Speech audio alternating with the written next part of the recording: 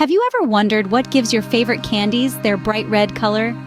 Today, we delve into the vibrant world of Red Dye 40, a synthetic additive that not only makes your treats look tantalizing, but is also found in a myriad of other products. This common food dye colors everything from the soda you drink to the makeup you wear. Red Dye 40, also known as Allura Red AC, is one of the most widely used food dyes across the globe. Its application isn't just limited to the food industry. It's prevalent in cosmetics and pharmaceuticals too. Imagine your day-to-day life, from the toothpaste you use in the morning to the medication you might take at night. Red Dye 40 could be a part of any of these. But what exactly is this compound? Chemically, it's a derivative of petroleum, a far cry from its initial coal tar origins. Its vibrant red hue is perfect for catching the eye, which is why it's so popular in marketing and product design. Despite its widespread use, not many people know about the origins and implications of Red Dye 40. It's fascinating to think that this dye is so omnipresent in our daily lives, yet remains under the radar for most of us. How did this chemical come to be so universally accepted, and what journey did it undertake to become a staple in our pantries and vanity tables? As we peel back the layers of this colorful component, we uncover not just a story of chemistry and industry, but a narrative that intertwines with our health, regulations, and even the global economy. This vibrant chemical is more than just a colorant. Let's uncover its story. Keep watching as we explore how Red Dye 40 transitioned from a laboratory discovery to a household name, and dive into the debates that surround its safety and ethical use. Stay tuned to unravel the colorful truth behind one of the most controversial dyes in the modern world. As we explore the world of food colorants, a natural counterpart to Red Dye 40 emerges: Carmine. Also known as carminic acid, this pigment has been coloring our food and products long before synthetic dyes were developed. Extracted from cochineal insects, carmine boasts a deep, vibrant red hue that has been a part of human history for centuries, used by the Aztecs and Maya for its intense color. But why do large food brands opt for carmine over synthetic alternatives like Red Dye 40? It turns out that carmine is not only about the allure of its natural origin, but also about its benefits. Being a natural dye, carmine is often perceived as a safer and more sustainable option compared to its petroleum-derived counterparts. This has made it particularly appealing to companies aiming for a clean label, products that are free from synthetic chemicals and additives, resonating with the growing consumer demand for natural and organic products. Major brands across the globe incorporate carmine in everything from yogurts and ice creams to juices and cosmetics, replacing synthetic dyes to appeal to health-conscious consumers. Despite its insect-based origin, which may concern some vegans and vegetarians, carmine continues to be favored for its stability under heat and light, a crucial factor in food processing and storage. Furthermore, the historical significance of carmine adds to its charm. Once considered more valuable than gold, carmine dye was a major trade commodity in the 15th century, creating a bridge between New World wealth and Old World opulence. Today, this historical allure is tapped by marketers to add a touch of luxury and tradition to their products. As we weigh the benefits of natural versus synthetic, it's clear that the choice isn't just about color. It's a complex decision involving ethics, health, and environmental considerations. Stay with us as we continue to explore how carmine is shaping the future of food coloration, challenging the dominance of synthetic dyes like Red Dye 40. Ever wondered what everyday foods contain cochineal? Let's find out. As we delve into the vibrant world of natural colorants, cochineal stands out not just for its rich history, but also for its widespread use in modern food products. Commonly found in items ranging from yogurts and ice creams to juices and candies, cochineal provides a deep red hue that is highly sought after in the food industry. But how can you tell if a product contains cochineal? Often labeled as carmine, carminic acid, or under the E number E120, this natural dye can be a hidden ingredient that many consumers are unaware of. This lack of awareness brings us to the impact of cochineal on food aesthetics. The allure of a vibrant color can significantly influence consumer choice, making products more appealing and enticing at the point of sale. However, the use of cochineal also raises questions about transparency and consumer rights to know what they are eating. Next time you pick up a product, take a moment to check the label. You might be surprised to find cochineal listed among the ingredients. As we continue to explore the intersection of nature, culture, and commerce through the lens of food coloration, stay tuned to learn more about how these tiny insects continue to shape our culinary world. Diving deeper into natural colorants, let's explore the source of carmine, cochineal red. Nestled within the prickly arms of cacti, the cochineal insects are tiny, yet their impact on the world of dyes is monumental. These small-scale insects, primarily found in Latin America, are the primary source of the carmine dye. Farmers harvest the cochineal insects, which feed on the red cactus berries, concentrating the color in their bodies. The process of extracting the vibrant red dye begins with drying the collected insects in the sun or through oven heating, followed by crushing them to a fine powder. This powder is then treated to release carminic acid, the potent pigment that gives carmine its characteristic deep red color.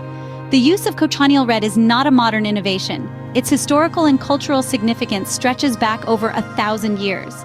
Civilizations such as the Aztecs and Maya not only prized cochineal for its vivid hue, but also used it in rituals and as a status symbol. European explorers in the 15th century were so struck by the intensity of the red that cochineal became a highly sought-after commodity, rivaling the value of precious metals and spices.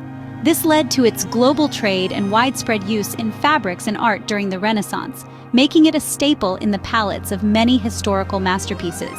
Today, the allure of cochineal red continues as it bridges tradition with modernity. From haute couture fashion to organic cosmetics, this natural dye holds a revered place in various industries. Join us as we uncover the fascinating journey of cochineal red from insect to industry, highlighting its enduring appeal and the intricate balance of nature and commerce. Venturing further into the world of the cochineal insects, these remarkable creatures not only color our world, but also play a crucial role in their ecosystems.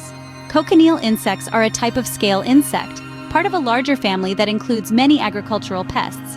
Yet their contribution through carmine production is invaluable. These insects have a symbiotic relationship with the cacti they inhabit, primarily the nopal cactus, where they feed on the plant's moisture and nutrients while being protected from predators by the cactus's spines. The harvesting process of cochineal insects is a delicate balance of tradition and sustainability.